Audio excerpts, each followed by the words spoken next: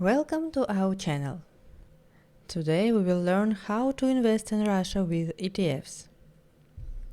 While Russia isn't as large as it once was, both in size and stature, that doesn't mean there aren't investment opportunities within the country. Russian ETFs can be used to diversify a portfolio needing some international exposure, hedge any country-specific risk to Russian investments like changes to Russian law, or even be used as a currency or interest rate play on the ruble. One of the best advantages of ETFs is the ability to enter certain markets, like Russia, without loading up an equities or battling index basket pricing.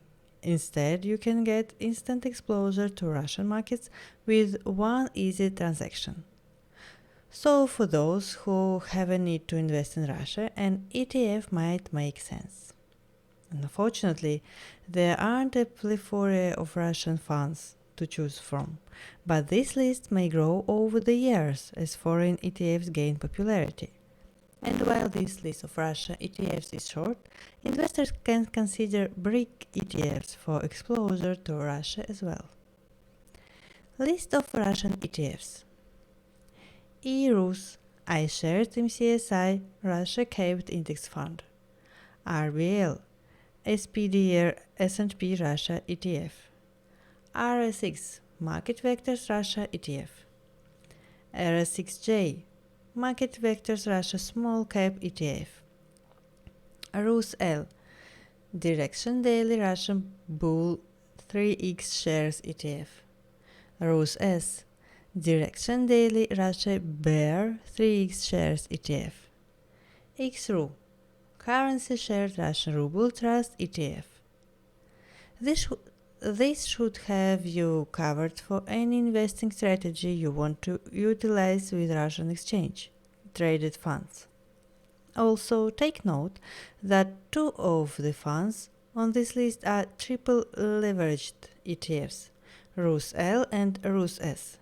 And of those two funds, one is also an inverse short fund, RUSS. Be extra careful with those funds, as they are not for those with weak stomachs and are more for advanced traders with complex investing strategies. You can also consider BRIC ETFs, which not only include Russian assets and ETP, but Brazil, China and India as well. The BRIC region covers Brazil, Russia, India and China, ergo the acronym. While there are specific ETFs for each of these countries, BRIC ETFs have become popular over the years. BRIC investing originated because the four countries were similar in size and economic status and considered to be emerging markets. And while that has changed over the years, it is still a popular grouping for investors, especially ETF investors.